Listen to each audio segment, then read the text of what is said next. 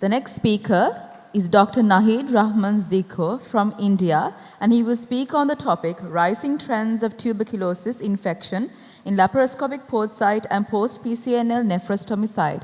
Are we facing a serious challenge? Over to you, sir.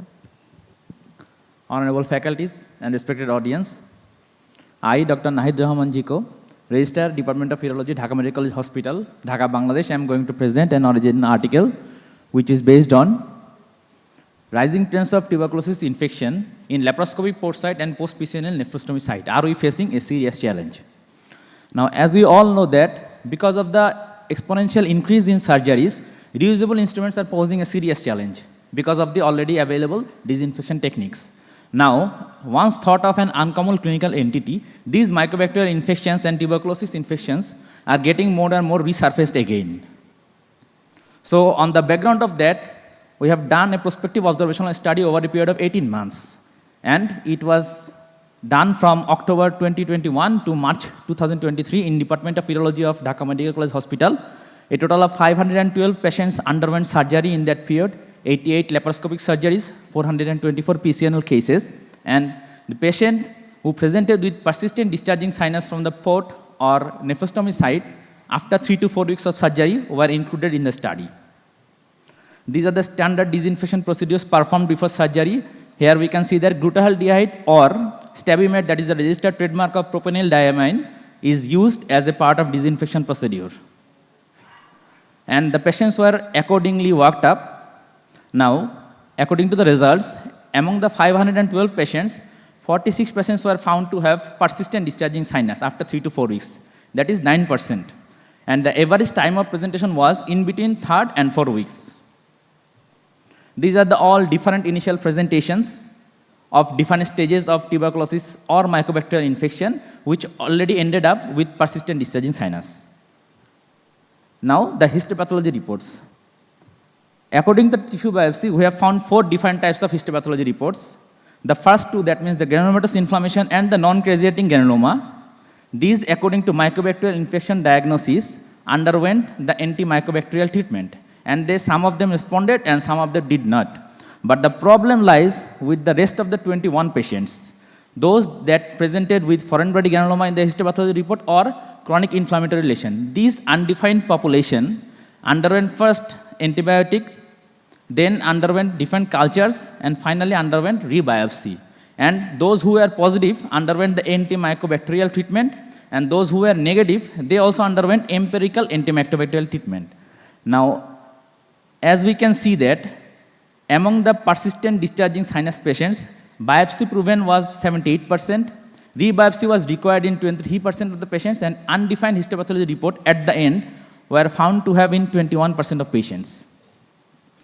We have given 2 types of treatment, and we observed that the clarithromycin plus fluoroquinolone groups have responded in 86% of those patients, and the 6 months regimen of 4 drugs plus levofloxacin responded in 82% of patients. So overall response rate was about 85% of patients.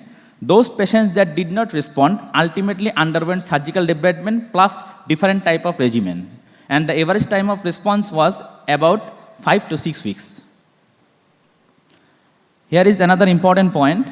There was significant difference between glutathione and cocopropylene diamine, that means the stabimate. And we found that the stabimate group has better control over the mycobacterial infection than the glutathione group. According to different literatures, there are 3 strains of mycobacterium that cause this type of infection commonly. These are Mycobacterium tuberculosis, Mycobacterium chelonis, and Mycobacterium fortuitum. So we proposed a chain of disease transmission, that is, once the tap water is contaminated with mycobacterial species, it actually contaminates the instrument which we wash regularly. Now, after that, when we put them into the disinfected tray, there is a biofilm that is being formed. Once the biofilm is formed, it circulates into the patient's body through different instruments, and recirculation of the instruments ultimately get infected with the mycobacterial infection, and ultimately the whole of the disinfection procedure gets hampered by this. So, according to the chain of disease transmission, we must break these 5 processes to prevent mycobacterial infection. And finally, what are the challenges? Now, first of all, the source and strain identification. is probably the most difficult part, because not all the time we will get positive result in microbacterial culture.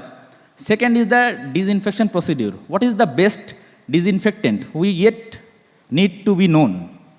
Third is the diagnosing microbacterial infection, because there are so many possible investigations and biopsies, but yet sensitivity is so less. Fourth, and the important part is, what should be the guideline of these microbacterial infections if they do not respond well? And is there any role of empirical treatment?